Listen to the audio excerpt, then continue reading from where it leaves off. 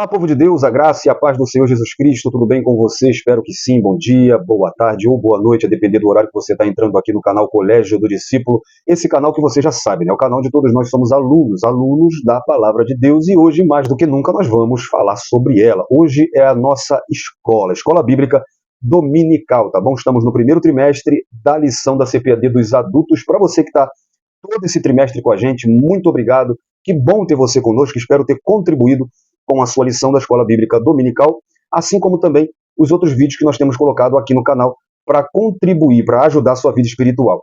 Para você que está entrando a primeira vez, seja muito bem-vindo, não esqueça, tá bom? Regra básica, se inscreva no nosso canal, dê o seu like e ative o sininho das notificações para você receber qualquer conteúdo que a gente colocar aqui no canal, tá bom? É de graça, não custa nada, não custa tempo e você ajuda muito o nosso canal, tá bom? Então faz isso aí, conto com você. Não se esqueça também de compartilhar esse vídeo com alguém, de comentar. Quando você comenta, você faz com que o assunto não fique apenas aqui no vídeo, mas que ele continue através dos nossos comentários, tá bom?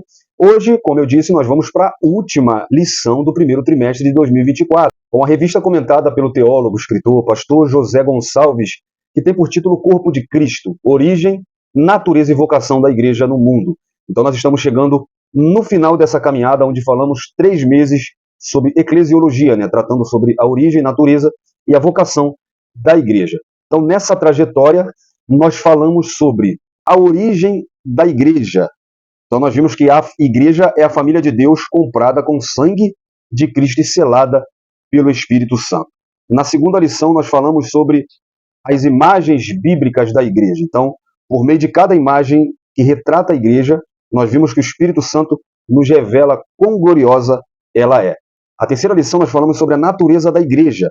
Então, nós conhecemos a igreja em sua natureza para que nós pudéssemos se conscientizar da importância de fazer parte dela. A quarta lição falou sobre a igreja e o reino de Deus. Então, nós vimos que pregar a mensagem do reino de Deus é uma importante missão da igreja de Cristo. A quinta lição falou sobre a missão da igreja de Cristo, mostrando que, como sal da terra, fora do saleiro, cumpre a sua função de salgar. Assim, a igreja, quando adora e discipula, testemunha das insondáveis riquezas de Cristo. A sexta lição falou da igreja como organismo e organização, mostrando que a igreja é um organismo vivo. Contudo, como estrutura viva, precisa ser organizada. Na sétima lição, nós vimos o ministério da igreja. Então, nós observamos que os dons ministeriais foram dados com o objetivo de edificar a igreja e promover a maturidade dos seus membros. A oitava lição falou sobre a disciplina na igreja, né? E vimos que a disciplina cristã é uma doutrina bíblica necessária, pois permite ao crente refletir o caráter de Cristo. E a nona lição nos instruiu acerca do batismo, que é a primeira ordenança da igreja, e nós vimos que o batismo é uma ordenança de Jesus Cristo, e por isso deve ser uma prática obedecida pela igreja, assim como a ceia do Senhor, que foi a lição de número 10.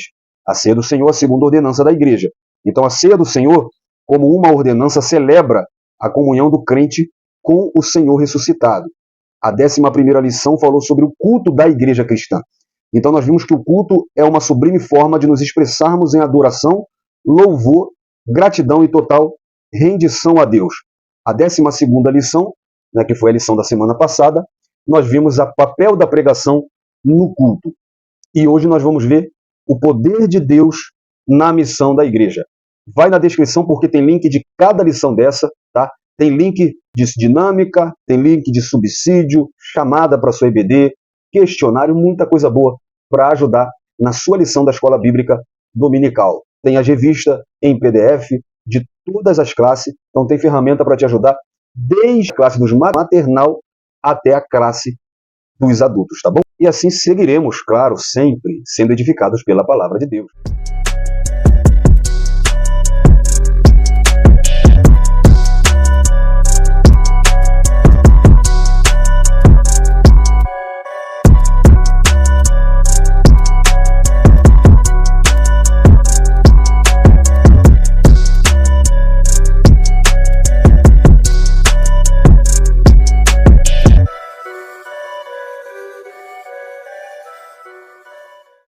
Como a igreja cumpre o seu papel de igreja? Qual é a ajuda, a força, o poder que a igreja recebe para isso? Você sabia que você, como igreja, tem uma autoridade sobre você? E para que essa autoridade? Afinal, o batismo com o Espírito Santo é para quê? O porquê de ser revestido com poder? Será que é para ficar dentro da igreja apenas, falando em língua, alguns locais sapateando, rodando? Para que o poder do Espírito dado à igreja? Então nós vamos ver isso hoje na lição de número 13, a nossa última lição, que tem por título O Poder de Deus na Missão da Igreja. Eu agradeço a Deus e a você que ficou com a gente todo esse trimestre. Vamos entrar em mais um trimestre abençoado, falando sobre a carreira que nos está proposta, o caminho da salvação, santidade e perseverança para chegar ao céu.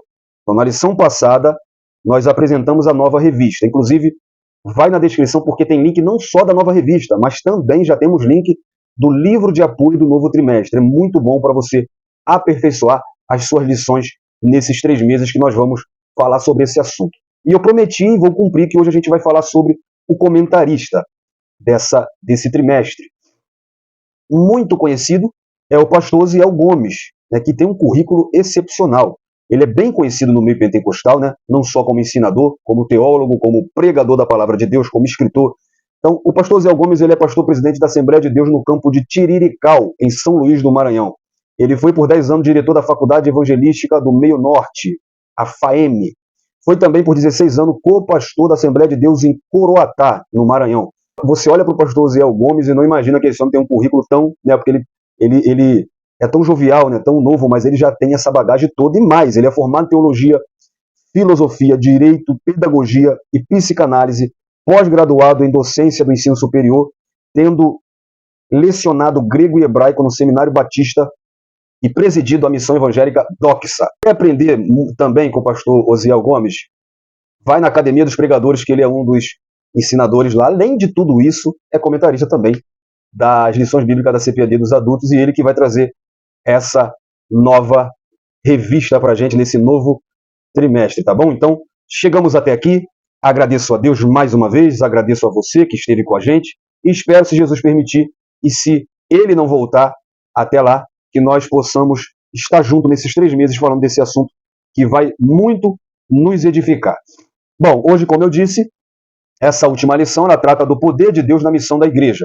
Essa lição ela tem por objetivo refletir acerca da doutrina bíblica do Espírito Santo, analisar as diferentes perspectivas da capacitação do Espírito Santo à sua igreja e pensar no Espírito Santo como o principal impulsionador da obra missionária. E para quem gosta, parar de dar jeitinho para ajudar a igreja a crescer. É claro que o Espírito Santo direciona a liderança e os membros a terem estratégias, como nós vamos ver, missionária para o crescimento da igreja. Agora, esse negócio de dar jeitinho, esse negócio de fazer coisa do mundo para atrair quem está no mundo, esse negócio de acrescentar, meu irmão, a igreja depende unicamente do Espírito Santo de Deus. Nós vamos ver um pouquinho isso aqui nessa lição. Essa lição é para pentecostal. Por meio dessa lição, refletiremos nas palavras de Jesus Cristo aos discípulos que receberiam a virtude do Espírito Santo como um pré-requisito para serem suas testemunhas até os confins da terra. A doutrina bíblica do Espírito Santo nos mostra que o revestimento do poder do alto é imprescindível à missão da igreja, tanto no passado quanto no presente. Isso é uma realidade inegável. E para isso nós temos como texto áureo Atos capítulo 1, versículo 8. Não poderia ser outro. Mas receberei a virtude do Espírito Santo que há de vir sobre vós, e ser-me-eis testemunhas tanto em Jerusalém, como em toda a Judéia e Samaria e até os confins da terra. Então aqui, o substantivo usado na versão Almeida Revista e Corrigida é a virtude do Espírito. Mas a nova versão internacional, a nova Almeida atualizada, como outras versões, trazem recebereis o poder do Espírito Santo. Aqui o termo no grego para virtude ou para poder é dinamis. Aqui a mesma raiz de dinamite. É o poder dinâmico do Espírito Santo na igreja. Então essa palavra no grego significa força, poder, capacidade. É um poder inerente, poder residido em uma coisa por virtude da sua natureza ou que uma pessoa ou coisa exerce e manifesta. Poder para exercer, realizar milagres e etc. Tá? Então, o maior foco do livro de Atos, como nós vamos ver aqui, que é o segundo tratado de Lucas, é declarado nesse versículo. A ênfase ao poder do Espírito como capacitação para a realização da obra missionária. Então Jesus disse que os cristãos receberiam esse poder dinâmico do Espírito Santo, né? Olha a potência que um crente que é cheio do Espírito Santo tem, né? Então esse poder do Espírito Santo descesse sobre eles, capacitando-os para serem testemunhas, primeiramente em Jerusalém, né, na Judéia, Samaria, e espalhando-se em seguida até as últimas partes da terra. Então o Evangelho chegou até nós por causa da ação poderosa do Espírito Santo. E ele chegará a outros por essa mesma ação poderosa do Espírito Santo. O sucesso da missão da igreja depende da ação do Espírito Santo. Até porque Jesus disse em João 14, 26, mas aquele Consolador, o Espírito Santo, que um Pai enviará em meu lugar, vos ensinará, e ele também disse, vos fará lembrar de tudo quanto tenho dito.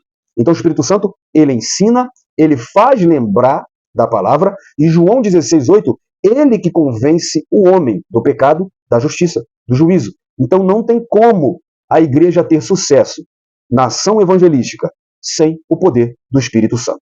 A verdade prática diz que o Espírito Santo é a força motriz que envolve a igreja. Sem o poder do Espírito, a igreja é incapaz de cumprir a sua missão. Eu destaco aqui que o comentarista, o pastor José Gonçalves, ele diz que o Espírito Santo é a força, e não uma força, como, por exemplo, os espíritas dizem, uma força superior. Não, ele é a força. Afinal, o Espírito Santo é uma pessoa, mas o comentarista enfatiza que ele é essa força, ele que guia, é ele que empurra a igreja, é ele que dá capacitação para a igreja cumprir o seu papel, assim como nós vamos ver mais à frente na lição, e já vamos ver a nossa leitura bíblica em classe, mas eu já te digo, vai no link da descrição, que você também vai ter acesso às nossas redes sociais, ao nosso grupo no WhatsApp, que tem ajudado tantas pessoas com a leitura diária, por exemplo, que é uma pérola que você tem para incentivar os seus alunos a lerem a revista, como também para enriquecer a sua lição, tá bom? Então vai um conselho aqui para os professores, para os superintendentes. Incentivem os alunos a estudar a revista em casa e a ler, não apenas aqui na revista, mas ir na Bíblia e ler a leitura diária de cada dia. Você vai incentivar eles a terem um devocional, tá? Você vai incentivar eles a ler a Bíblia todo dia e também vai incentivar eles a lerem a revista, a lição da semana. Então vai lá, a gente coloca essa leitura diária, já que é diária, né? Diariamente, para você poder ter esse trabalho, assim como dinâmica, subsídio, enquetes, tem muita coisa boa no grupo Manual DBD no WhatsApp, tá bom? Então vai lá, tem um link na descrição, fica à vontade, aproveita esse manjar que a gente coloca à sua disposição e vamos então para a leitura bíblica em classe que está em Atos capítulo 13, versículo 1 ao versículo 4.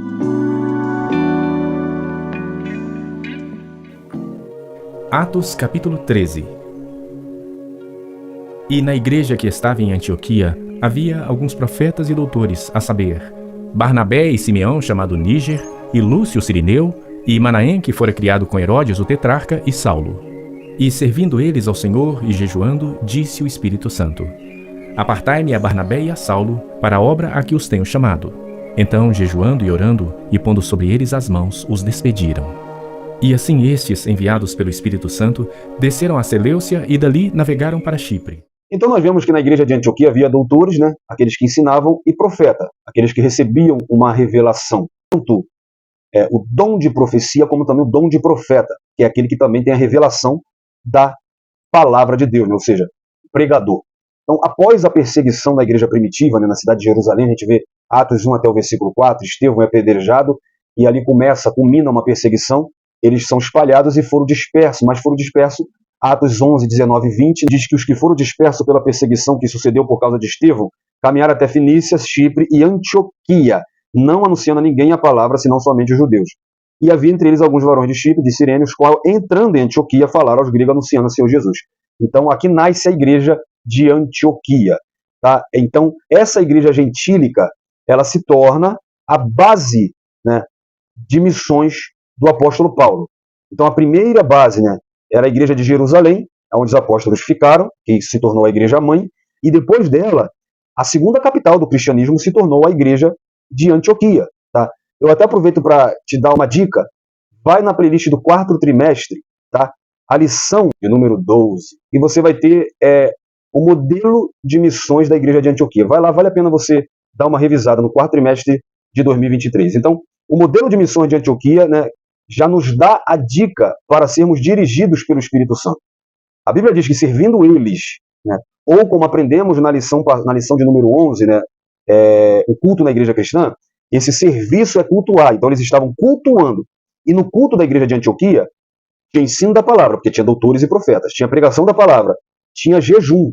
Eles estavam jejuando, ou seja, havia separação, consagração. E nesse ambiente não tem como não acontecer. O Espírito Santo se manifesta. Então a gente vê que essa consagração foi antes do Espírito Santo se manifestar. Então nós temos que nos separar para que o Espírito Santo se manifeste em nossa vida. E o versículo 3 diz que eles continuaram jejuando e orando. Depois que o Espírito Santo já tinha direcionado, eles continuaram em oração e santificação, consagração, separação. Então isso nos mostra que isso era uma rotina, tá?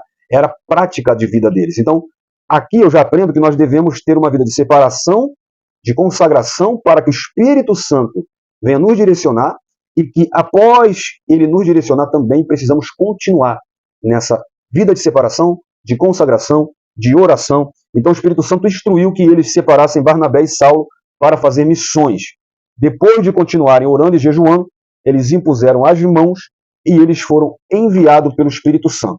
Então a ação poderosa do Espírito Santo é fundamental para a obra missionária. Aqui Paulo inicia seu ministério missionário, evangelístico. Aqui foi realizada a primeira viagem missionária de Paulo. A primeira, e não só a primeira, mas também a segunda viagem de Paulo, começou na igreja de Antioquia e terminou na igreja de Antioquia. Lembrando que essa é a Antioquia da Síria e não a Antioquia da Pisídia, que às vezes a gente confunde porque no mesmo capítulo fala também da Antioquia da Pisídia. Então, a primeira viagem, a segunda viagem missionária de Paulo começa e termina na igreja de Antioquia, e a terceira viagem missionária de Paulo termina em Jerusalém, porque Paulo foi preso. Então não deu tempo dele ir para Antioquia. Então Antioquia virou a base missionária do apóstolo Paulo. Tão importante que essa igreja se tornou. E o que nos revela é que uma igreja dirigida pelo Espírito Santo, ela tem sucesso na obra missionária. Ela tem sucesso naquilo para a qual Deus a chamou. A nossa introdução diz que nessa lição focaremos nossa atenção no poder do Espírito Santo na missão da Igreja de Cristo. Aqui mostraremos que o povo de Deus não pode prescindir do revestimento do poder pentecostal para obter êxito na sua missão na terra. Assim demonstraremos que a ação do Espírito Santo e a contemporaneidade de seus dons na igreja não se trata de uma mera opção, mas é algo imprescindível, a sua maior necessidade. Sem o Espírito Santo, a igreja local não anda, nem cumpre sua vocação. No tópico primeiro, nós vamos ver a doutrina do Espírito Santo segundo o evangelista Lucas, que é quem escreve Atos dos Apóstolos e o evangelho que leva o seu nome. Subtópico primeiro, o ensino revelado nos escritos de Lucas. Subtópico 2, o enchimento do Espírito como experiência necessária. Subtópico 3, o enchimento do Espírito como uma experiência concreta. E subtópico 4, nós veremos a doutrina pentecostal clássica. Então, tanto no evangelho que leva o seu nome, como também no livro de Atos, vou aproveitar aqui para explicar algo para você. No evangelho de Lucas, ele é endereçado a Teófilo, um grego influente a quem Lucas escreve. É chamado de primeiro tratado de Lucas. Atos, ele também é escrito por Lucas e direcionado também a Teófilo. Início de Atos, capítulo 1, logo no versículo 1, endereçado a Teófilo, ele diz, fiz o primeiro tratado. Então, o Evangelho de Lucas é o primeiro tratado de Lucas e Atos dos Apóstolos é o segundo tratado de Lucas. Lucas ele faz uma investigação sobre todo o cenário da vida de Jesus e depois ele faz uma investigação, mas ele também presencia os primeiros passos da igreja primitiva. E ele escreve tudo isso. Então, tanto o Evangelho quanto o livro de Atos, ambos escritos pelo evangelista Lucas, revelam o ministério do Espírito Santo na vida de Jesus e da igreja como uma necessidade imperiosa. Tá? Então, Lucas ele vai usar muito a expressão do revestimento do Espírito, o poder do alto, assim como outros nomes, tá? Como o revestimento do poder do Espírito é descrito nas palavras de Jesus, por exemplo, em Lucas 24, 49, como o poder do alto. Então, Lucas ele dá bastante ênfase a esse enchimento do Espírito Santo, tanto em Lucas quanto em Atos dos Apóstolos. Nenhum autor usa a expressão cheio do Espírito Santo como Lucas. No Evangelho de Lucas, essa expressão ela é usada 4 vezes. Primeiro, no ventre de sua mãe, Lucas escreve que João Batista foi cheio do Espírito Santo. Em segundo lugar, em Lucas 1, ainda 41, diz que Isabel foi cheia do Espírito Santo. Em Lucas 1, 67, Zacarias foi cheio do Espírito Santo. Lucas 4, versículo 1, Jesus, cheio do Espírito Santo, foi levado pelo Espírito ao deserto. Então ele usa muito esse termo no Evangelho de Lucas, como também no livro de Atos. Em Atos dos Apóstolos, essa expressão ela é usada cerca de 10 vezes. Lá em Atos 2, versículo 4, no Pentecoste, todos foram cheios do Espírito Santo e falavam em outras línguas. Atos 4, versículo 8, Pedro perante o Sinédrio estava cheio do Espírito Santo. Atos 4, versículo 31, a igreja de Jerusalém perseguida, oraram e o lugar em que estavam foi movido e todos foram cheios do Espírito Santo. Atos capítulo 6, versículo 3, nós vemos que o primeiro requisito para o diaconato era ser cheio do Espírito Santo. Nós vemos ainda no capítulo 6, versículo 10, que Estevão, ele tinha por principal qualidade ser cheio do Espírito Santo. Atos capítulo 7, versículo 51, Estevão é apedrejado e ele, cheio do Espírito Santo, olha para o céu e vê Jesus em pé à direita de Deus. Atos capítulo 9, versículo 17, Ananias orou por Saulo para que Saulo fosse cheio do Espírito Santo. Atos capítulo 11, versículo 24, Barnabé era homem cheio do Espírito Santo. Atos 13, versículo 9, diz que Paulo, cheio do Espírito Santo, repreendeu Elimas, o mágico. E finalmente, em Atos 13, 52, os discípulos da igreja de Antioquia estavam cheios de alegria e do Espírito Santo. Então, Lucas ele dá muita ênfase ao enchimento do Espírito Santo, como uma capacitação para que a igreja cresça e cumpra os seus propósitos. A terminologia cheio do Espírito Santo tem o mesmo significado dos escritos de Lucas e de Paulo? Os teólogos pentecostais respondem que não, pois ser cheio do Espírito Santo em Lucas está relacionado ao serviço e à mordomia cristã, enquanto que ser cheio do Espírito Santo em Paulo está implicitamente ligado às questões de caráter e santidade. Longe de ser uma contradição, há um verdadeiro complemento, pois como servir sem o caráter cristão? Como manifestar os traços de Cristo e ainda permanecer inerente diante do serviço do reino de Deus? Então isso tudo se complementa e é bom a gente entender que Paulo, quando ele fala sobre ser cheio do Espírito Santo, Paulo fala do fruto do Espírito, Paulo fala de questões que dizem acerca do caráter, de uma vida de santidade. Ele diz, por exemplo, aos Gálatas para andar em Espírito, ter uma vida no Espírito, guiada pelo Espírito, pautada pelo Espírito. Só que a linguagem de Lucas é serviço. Então é preciso ser cheio do Espírito Santo para servir a Deus, é preciso ser cheio do Espírito Santo como uma capacitação, como nós vamos ver no tópico 2. Então ser cheio do Espírito Santo nos escritos de Lucas significa ter o poder do Espírito para realizar a obra de Deus. Nos escritos de Paulo, por exemplo, Efésios 5,18, Paulo diz, e não vos embriagueis com vinho, em que há contenda, mas enchei-vos do Espírito. Paulo escreve esse versículo usando uma característica literária própria da literatura hebraica. Afinal, o hebraico era uma língua principal. Então, trata-se de um paralelismo antitético, que significa onde duas verdades antagônicas são colocadas para, através do contraste existentes entre elas, a primeira ressaltar a importância da segunda. Então, a figura do vinho, com seu poder inebriante, serve para ressaltar o outro lado. Os efeitos da atuação plena do Espírito Santo na vida do crente. A ideia do apóstolo é levar o leitor a pensar mais do que em apenas ter o Espírito Santo, o que já é uma grande coisa, mas ser pleno dele. Então, ele dá razões imediatas para a importância dessa plenitude, tá? Desse enchimento do Espírito Santo. Nós precisamos entender que isso é uma necessidade, não é uma opção. Se nós formos ver, o próprio Jesus só começou seu ministério depois de ser cheio do Espírito Santo. Evangelho de Lucas 3, 21 e 22. No batismo de Jesus, o céu se abre, o Espírito desce como uma pomba, e Jesus, então, cheio do Espírito Santo, é levado ao deserto. Então, ele foi capacitado pelo Espírito Santo. Ele disse na sinagoga, em Lucas 4, 18 e 19, citando Isaías 61, o Espírito do Senhor está sobre mim, pois ele me ungiu. Então, ele foi capacitado. E ele também dependeu dele para exercer o ministério. Jesus dependeu do Espírito Santo? Lucas mostra isso no capítulo 5, no versículo 17. E aconteceu que em um daqueles dias estava ensinando, e estava ali assentados fariseus e doutores da lei que tinham vindo de todas as aldeias da Galiléia e da Judéia, e de Jerusalém. E a virtude do Senhor estava com ele para curar. A virtude, o poder, ou seja, a ação do Espírito Santo. Então, a igreja só deveria iniciar o trabalho missionário quando fosse revertida desse mesmo poder. Nós vimos no texto áureo, Atos 1:8, Jesus ele disse para os apóstolos para ficar em Jerusalém até que do alto fosse revertido. Então o Espírito Santo ele aparece como uma necessidade, não é uma opção. A igreja só tem sucesso na sua obra com o poder e a capacitação do Espírito Santo. Lucas ele apresenta como uma necessidade e também como uma realidade concreta. Não é uma fábula, não é não é história, é uma realidade concreta. Tá? O enchimento do Espírito, ele é real, ele é visível. Lucas e Atos nos mostra que essa experiência pode ser vista ou ouvida, e o sinal inicial é o falar em línguas. Tá? Eu estou com a minha fiel companheira aqui, tá claro, a Bíblia principalmente, a Declaração de Fé das Assembleias de Deus, aonde fala sobre esse início do enchimento, do batismo com o Espírito Santo, e na doutrina pentecostal clássica vai nos ensinar que todos receberam isso, esse enchimento do poder, e foi evidenciado pelo falar em língua. Então, o que é o batismo com o Espírito Santo?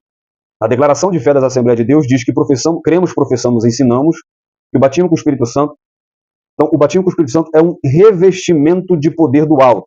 Lucas 24, 49. E eis que sobre vós envio a promessa de meu Pai. Ficai, pois, na cidade de Jerusalém, até que do alto sejam revestidos de poder. É também uma promessa divina aos salvos. Atos 2,18. E também do meu Espírito derramarei sobre os meus servos e minhas servas naquele dia. Então, trata-se de uma experiência espiritual que ocorre após ou junto à regeneração, sendo acompanhado da evidência física inicial do falar em outras línguas. Por exemplo, Atos 2,42, que foi o primórdio. Né? Todos foram cheios do Espírito Santo e começaram a falar em outras línguas conforme o Espírito Santo lhes concedia que falassem. Nessa passagem, ser cheio do Espírito Santo indica ser batizado no Espírito Santo. O falar em línguas é a evidência inicial desse batismo, mas somente a evidência inicial, pois a evidência contínua da presença especial do Espírito como o fruto do Espírito, lá em Gálatas 5:22, e a manifestação dos dons. Então, o batismo no Espírito Santo é uma bênção resultante da obra de Cristo no Calvário. E é o próprio Cristo que batiza no Espírito Santo. Tá? Ele batiza o crente com o Espírito Santo. Então, nós vemos que em Atos 2, quando são batizados no Espírito Santo, falam em língua. Atos 8, do 14 a 25, não há uma menção do falar em língua, mas o evangelista ele deixa subentendido que as línguas também estiveram ali presentes. O batismo com o Espírito Santo, ou ser cheio do Espírito Santo em Atos dos Apóstolos, tem a ver com a experiência do derramamento, acompanhada de língua desconhecida como a evidência inicial. Então, a doutrina bíblica do Espírito Santo assegura que o seu poder é imprescindível à vida cristã da igreja. Então, o tópico 2 fala sobre o Espírito Santo capacitando as testemunhas. Subtópico 1, capacitando as testemunhas. Subtópico 2, pessoas simples capacitadas pelo Espírito. Subtópico 3, capacitando a igreja. O batismo com o Espírito Santo é uma capacitação, é um revestimento de poder para que se cumpra a obra de Deus. Então, através do batismo com o Espírito Santo e os dons do Espírito, Deus capacita a igreja dando poder e autoridade e habilidade para vencer o mundo, para vencer o reino das trevas e para cumprir os propósitos divinos na igreja na terra. Então nós vemos que o Espírito Santo, ele capacita pessoas simples ou não. Ananias, por exemplo, que até então era um desconhecido, ele que impôs a mão sobre Paulo, para que Paulo fosse cheio do Espírito Santo. Como nós vemos também Estevão e Filipe, que eles foram escolhidos para servir à mesa, mas eles, por causa do poder do Espírito Santo, eles faziam sinais e prodígios. Então nós vemos que Deus ele não tem ninguém privilegiado para capacitar. Deus ele capacita pessoas para a sua obra. E essa capacitação do Espírito Santo, ela é tanto no individual, mas ela abrange o coletivo. Então, no que tange a isso, nos mostra que essa capacitação, ela vai refletir na igreja. Então, ele capacita a igreja. Tá? Por quê? Porque na igreja há um ministério profético de todos os crentes. Então, a igreja ela é capacitada. O crescimento da igreja em Atos estava associado ao testemunho dado pelos grupos de crentes capacitados pelo Espírito Santo. Você vê isso em Atos 9:31. Assim, pois, as igrejas em toda a Judéia e Galiléia e Samaria tinham paz e eram edificadas e se multiplicavam, andando no temor do Senhor e na consolação do Espírito Santo. Então nós vemos que o Espírito Santo, ele capacita, ele dá crescimento à igreja na terra. Então, na teologia lucana, como eu disse, ser cheio do Espírito Santo está ligado com o poder do Espírito Santo. Então, Lucas e Atos, quando ele fala do enchimento do Espírito Santo, ele fala da capacitação do Espírito Santo, do batismo com o Espírito Santo, tá? Que é uma capacitação do Espírito para revestir a igreja. Então, a capacitação do Espírito Santo é evidenciada na vida de suas testemunhas, repercutindo ao seu redor. Então a igreja ela só conseguiu cumprir esse papel quando ela foi cheia do Espírito Santo, como Jesus prometeu. Então nós só iremos cumprir o nosso papel quando fomos capacitados pelo Espírito Santo. Tá? Então é imprescindível, como nós vimos no primeiro tópico, que sejamos cheios do Espírito Santo para que possamos ser capacitados do Espírito Santo e então ser testemunha. Então aqui já vai uma dica também. Você é cheio do Espírito Santo, você é capacitado com o Espírito Santo, não é para ficar rodando dentro da igreja, não é para ficar apenas falando em línguas dentro da igreja, mas o principal objetivo da capacitação do Espírito Santo é para que você possa ser testemunha de Cristo, tá bom? E o tópico 3 fala do Espírito Santo como fonte geradora de missões. Então, aqui nós temos dois subtópicos. Subtópico 1, o envio missionário. E subtópico 2, a estratégia missionária.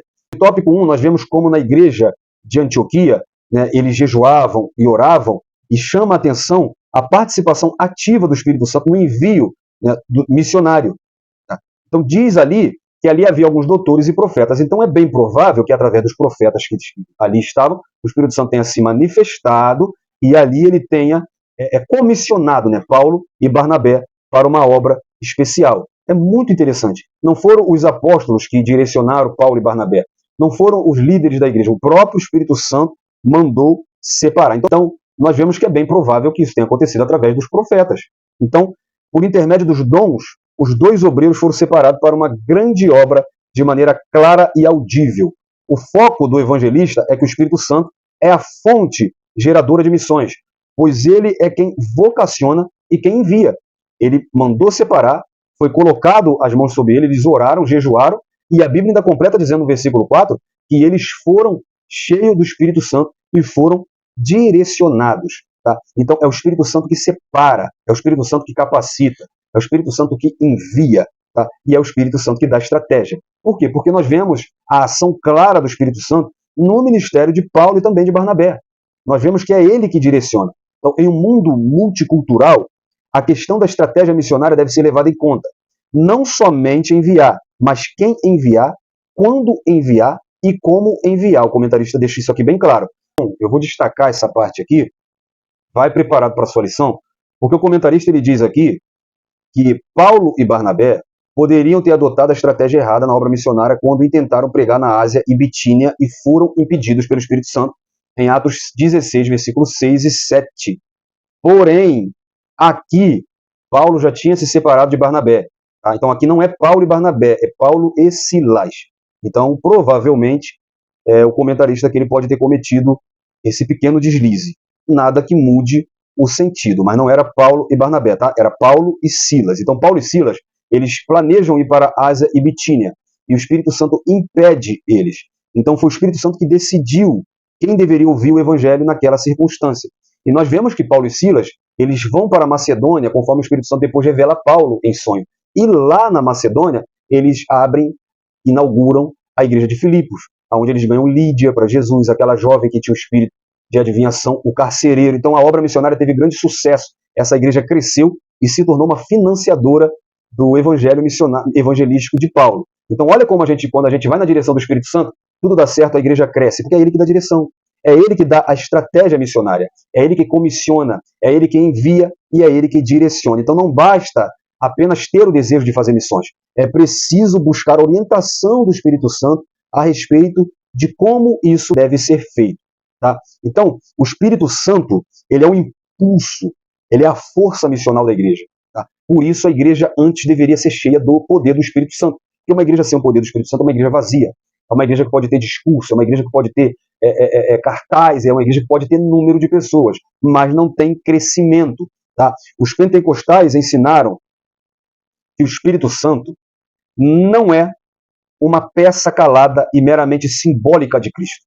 Tá? Nós ensinamos que ele é o vicário, ou seja, ele veio para substituir a pessoa de Cristo na terra e na igreja de maneira factual. O Espírito Santo é aquele que aviva a igreja e capacita-a para o serviço na comunidade e pela comunidade, bem como no mundo e pelo mundo. Ele é o impulso, ele é a força missional da igreja. O pentecostalismo lembrou em voz alta, literalmente isso, tá? Que ele está aqui e que ele, diferente que os sensacionistas querem empurrar na goela dos outros, não há substituto à altura de Cristo, senão a pessoa divina do Espírito Santo, que é também o Espírito de Cristo. Ele é a terceira pessoa da Trindade. E uma igreja com uma pneumatologia forte é uma igreja com uma missão forte.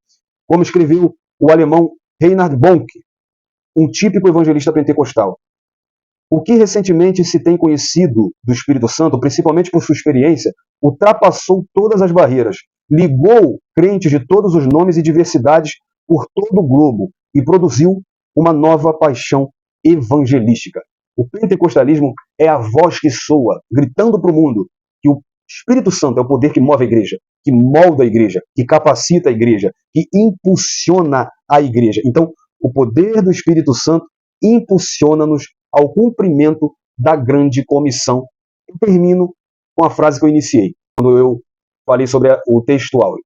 O Evangelho chegou a nós por causa do poder do Espírito, porque os apóstolos receberam, e só chegará aos que vierem depois da gente, e no nosso presente, se nós também tivermos a capacitação, o poder do Espírito.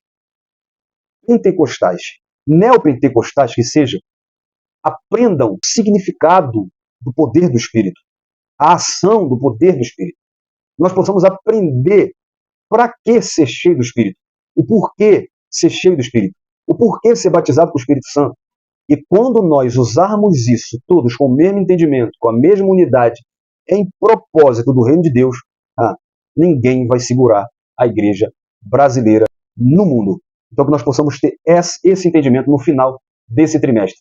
Você tem o poder dinâmico do Espírito Santo, uma explosão, um poder sobrenatural, mas não é para você, não é para estar dentro da sua igreja, rodando, sapateando, é para ser testemunha, é para expandir a igreja de Cristo. Antes de tudo, você é o agente missionário de Deus, você é um agente do céu na terra, e você tem para isso uma ferramenta muito importante, porque o poder do Espírito Santo, ele te dá autoridade, ele te dá capacitação, ele te dá dons do Espírito para que você possa usar nesse propósito. Ele te dá um revestimento de poder. Então, através do Espírito Santo, alcançaremos esse objetivo. A conclusão diz que encerramos essa lição e, consequentemente, este trimestre, mostrando que o Pentecoste faz toda a diferença no cumprimento da vocação missionária da igreja. Sem a ação do Espírito Santo, a igreja local está desabilitada para cumprir a sua missão. O Espírito Santo é a força motriz do corpo de Cristo, em sua dimensão local. Sem o Espírito Santo, a igreja não vai a lugar nenhum. Sem o Espírito Santo, a igreja é um carro sem motorista com os pneus furados, tá bom? Então é necessário a ação do Espírito Santo na igreja. E terminamos como a gente começou, falando do Pentecoste, do dia em que a igreja física foi inaugurada. E não foi em outro dia, não foi de uma outra maneira, a não ser com o enchimento do Espírito Santo. E é com esse enchimento que cumpriremos o nosso propósito. Eu espero ter contribuído não só para essa lição, mas para todo o seu trimestre. Se eu ajudei você em pelo menos uma aula, comenta aqui, deixa o seu like, dá essa força pra gente. Obrigado por ter ficado aqui até o final e obrigado por ter ficado todo esse trimestre. Te espero já no próximo trimestre que já começa essa semana. Um abraço, fique na paz. Deus abençoe sua vida.